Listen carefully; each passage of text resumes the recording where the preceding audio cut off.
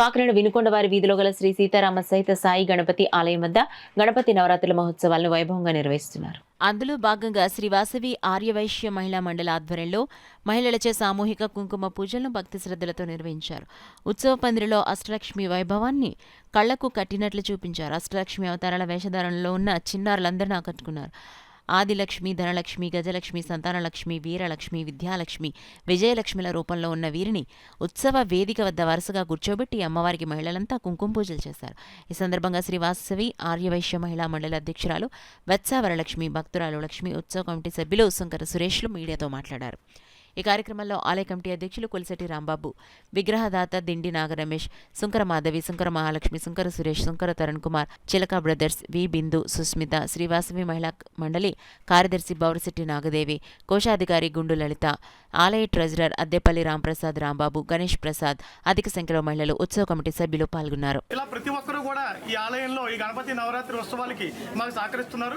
అందులో భాగంగా ప్రతి సంవత్సరం కుంకుమ పూజ కార్యక్రమాలు మరియు అన్నదానం, భారీ ఎత్తున అన్నదాన కార్యక్రమం నిర్వహించడం జరుగుతుంది. కుంకుమ పూజతో పాటు అలాగే అత్యంత ఘనంగా మా యొక్క నిమజ్జనోత్సవం కూడా అంగరంగ వైభవంగా నిర్వహించడం జరుగుతుంది. 600 నుంచి 800 మందికి అన్నదాన కార్యక్రమం కూడా నిర్వహించడం జరుగుతుంది. ఈ కార్యక్రమంలో భక్తులు 50 మంది ఈ చుట్టుపక్కల ఉన్న 2-3 వార్డుల నుంచి కూడా వచ్చి ఇక్కడ దర్శనం చేసుకోవడం జరుగుతుంది.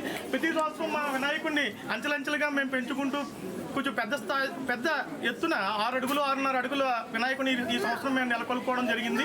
దీనికి సహకరించిన ఈ ఆలయ పెద్దలు ప్రతి ఒక్కరికి పేరు పేరున ధన్యవాదాలు తెలియజేసుకుంటున్నాము. అలాగే మా గుడికి ఇంకా పూర్తి స్థాయిలో భక్తులు ప్రతి ఒక్కరు సహకరించి వచ్చే సంవత్సరం ఇంకా ఘనంగా చేసుకునేదానికి మా ఈ ఆలయ కమిటీకి సహకరిస్తారని ప్రతి ఒక్కరికి నమస్కారం తెలియజేసుకుంటున్నాం. వినుకొండ వారి వీధిలో వేయించేసినటువంటి సీతారాముల వారి మందిరానికి సంబంధించి సీతారామ సమేత సాయి గణపతి భక్త సమాజం వారు నిర్వహించినటువంటి గణపతి నవరాత్రుల మహోత్సవంలో ఈరోజు గాను కుంకుమ పూజలకి మా ఆర్యవైశ్య అఫీషియల్స్ గ్రాడ్యుయేట్స్ అసోసియేషన్ వాళ్ళకి అవకాశం ఇవ్వడం వల్ల ఇక్కడ కుంకుమ పూజలు జరిపించడం జరిగింది. అయితే దీనికి 100 మందికి పైగా వచ్చి పూజలు నిర్వహించి చాలా అద్భుతంగా నిర్వహించారు. చాలా బాగా నిర్వహించారు. ఇక్కడికి వచ్చినటువంటి భక్తులందరూ కూడా చాలా సంతృప్తితో వెళ్తున్నారు. ఇక్కడ అవకాశం ఇచ్చినటువంటి భక్త సమాజం వాళ్ళందరికీ కూడా మా అవగా తరపున కృతజ్ఞతలు తెలియజేసుకుంటాం. 2012లో కాలరాతి విగ్రహాలు ఏర్పాటు చేయబడింది. అప్పటి నుంచి వినాయక చవితికి ప్రతి సంవత్సరం గణపతిని నిలబెట్టి కొన్ని నవరాత్రులు పూజలు జరుగుతాయి. ఈ మధ్య కాలంలోనే కుంకుమ పూజలు, గణపతి హోమాలు, అన్నదానము భారీ ఎత్తున ఇక్కడ జరుగుతుంది.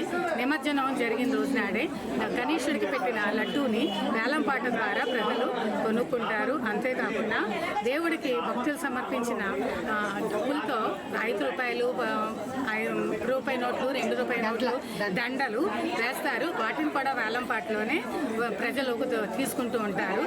ఈ విధంగా గణపతి నవరాత్రుల్ని చాలా సన్నిహితంగా చక్కగా అందరం కలిసిమెలిసి ఈ ఇదిలో ఉన్న అందరం తోబుట్టువుల్లాగా తోడబుట్టిన వాళ్ళలాగా కలిసి